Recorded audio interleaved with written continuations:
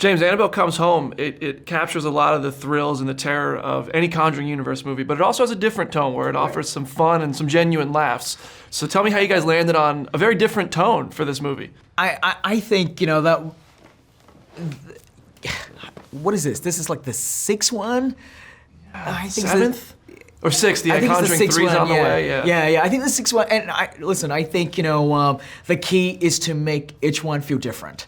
And I think, you know, that's very important so that, you know, when you create this world, it doesn't start to feel stale, it doesn't start to feel too repetitive. And I think it's important that, you know, you come into each installment, each chapter with a different sort of outlook on things.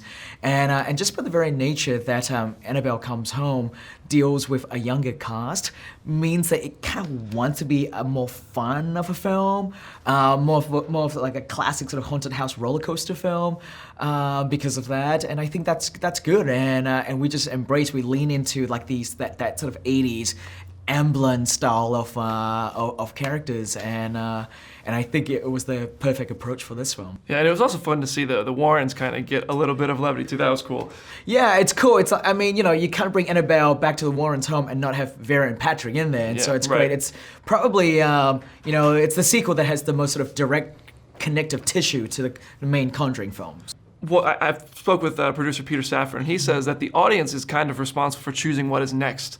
If you guys do an expansion by if they like an artifact or they like an entity. For me, man, it was the Hellhound, the werewolf in this. I was like, that could be an awesome movie. That's a true story. That's it, yeah. Where do you think that could go, maybe? I mean, that's the crazy thing is a lot of people don't realize that the Warrens actually investigated a werewolf case. And that's one of their stories, one of the more infamous stories that I love, you know, and I love the idea that maybe, you know, if we can do it, it'd be great to see a werewolf movie in the Conjuring universe. It'd be so cool. It'd be so cool. And I don't think we've ever seen the story of a man possessed by the spirit of a werewolf. No, that's pretty like cool. That. And the idea that maybe it takes an exorcism to get rid of a person's werewolf possession is a different approach to the werewolf genre. Do you think this could all possibly lead to some kind of Avengers-like Conjuring universe crossover? Is that like something like all these evil forces and then the Warrens and all these other characters have to fight them off somehow? Oh my God, that'd be amazing. Annabelle was in Shazam and Aquaman, so maybe it's like Shazam, Aquaman, and the Conjuring universe together. That'd be fun. Oh, that would be so cool. And speaking of Shazam and Aquaman, I do have a couple of DC questions for you. Of course. First of all, you're doing The Trench, which is going to be a horror film. Yes. Can you give me any update on when we can expect news on that? What shape that's going to take? We're still deep in sort of crafting the script, crafting the story right now, so I don't want to get into that too much. But definitely it's one I really wanted to lean into the horror of it. So it's going to play more as a monster horror movie than it will as a superhero film. But it's definitely still part of the Aquaman world. And so speaking of Aquaman, any update you can give on Aquaman 2? What timetable on that? Nope. What about Robert Pattinson's Batman? I don't know if you've weighed in on that. What do you think of that? And can he possibly ever interact with Jason Momoa? I think anything is possible. So if you find yourselves trapped in a haunted house like you do in Annabelle Comes Home, the three of you together, and you hear a creepy noise, who is the most likely to investigate out of you three? Really? I think so. She's the bravest. I think. Hi. So what do you do when if you're home alone and you like hear a creepy sound? What is like your technique to get over this? Because I just like put the music up and act like I don't hear it. That literally happened the night before I booked it, this movie. I heard like it sounded like a 50-pound ball drop in my living room, swear, and I have no idea what it was. I just went back to sleep. Because I was like, I'm not gonna go check it out. I know what happens in the movies. I don't wanna see. I actually have a tactic that I use and I think works very well. If I hear something in my living room, I run into it screaming the worst thing possible. So if there is someone there, they're just completely thrown off. I don't know what would happen. You're like, and I'm like, what do you want? And I just run in the other room. And whatever that is, they're just like, nope, not messing with this chick. Yeah, well, I haven't run into anything yet. It's just been creaks. That you know of. Maybe you just ran in and they were like, yeah, maybe. Yeah, maybe they hid.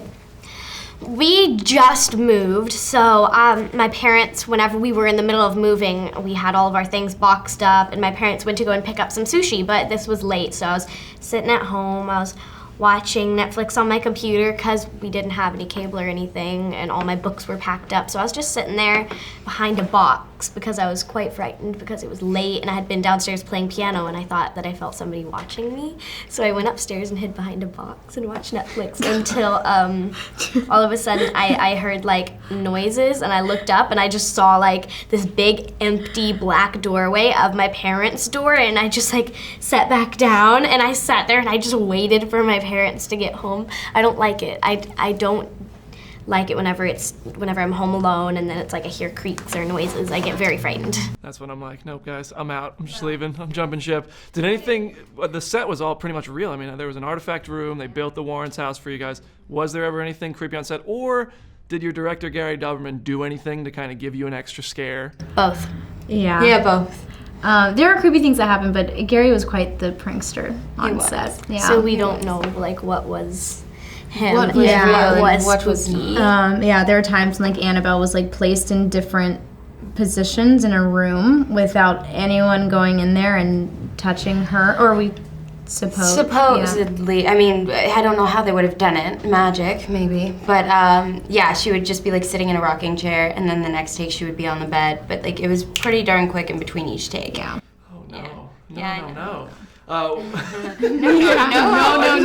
That just threw me off. That's terrifying. I came out of the elevator and the Annabelle doll was there, and I was like, oh. It's Well, not now for she's you. here. Shit. You blessed the set though, right? Didn't you guys have to like have a day before production where you like cleared all those demons? What was that about? A priest came by to bless the set to make sure, keep any evil spirits at bay. Yeah, right? That worked for like, like a day. Totally well, for like a day. Yeah, he Yeah. sprinkled us all with holy water. And we got rosaries that Yes. were blessed by the Pope. Yeah.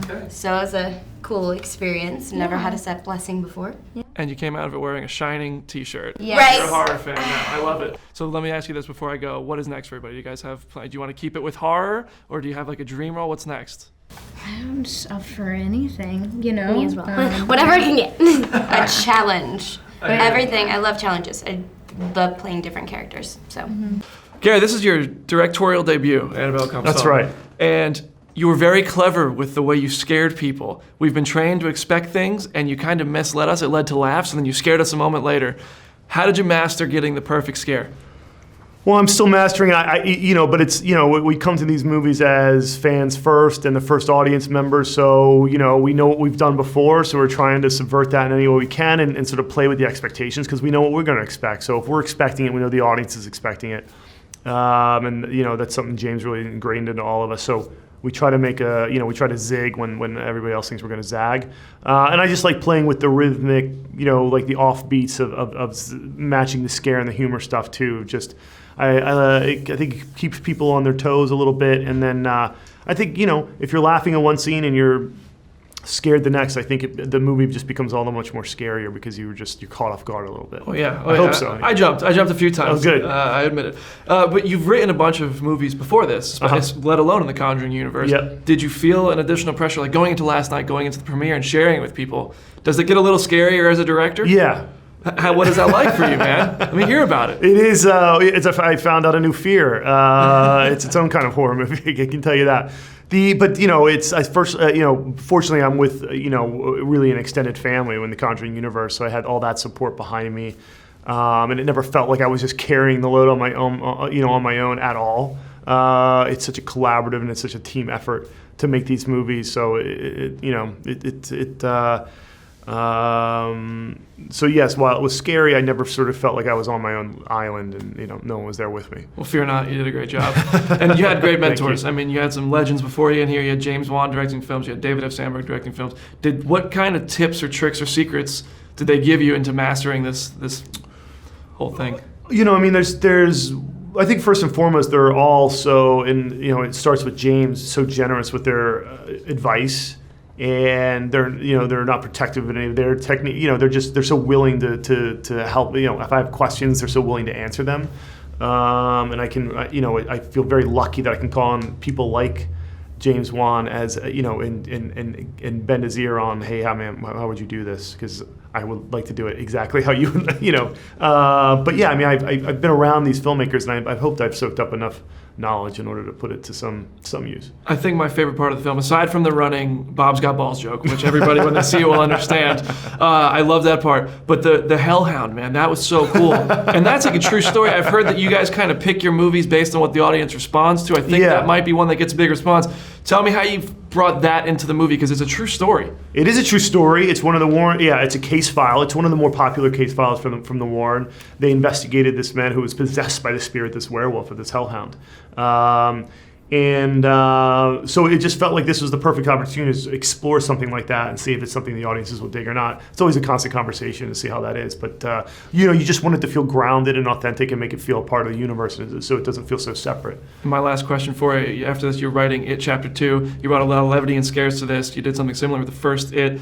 How is that going to be different, just how this was different from the Conjuring movies? What can we expect there? For It Chapter 2? Yeah. I think, really, I think I should just say if you dug the first one, you're going to love the second one. The cast is incredible. Andy continues to kill it. Every time. It's an exceptional movie. I'm really, really proud to have been a part of it.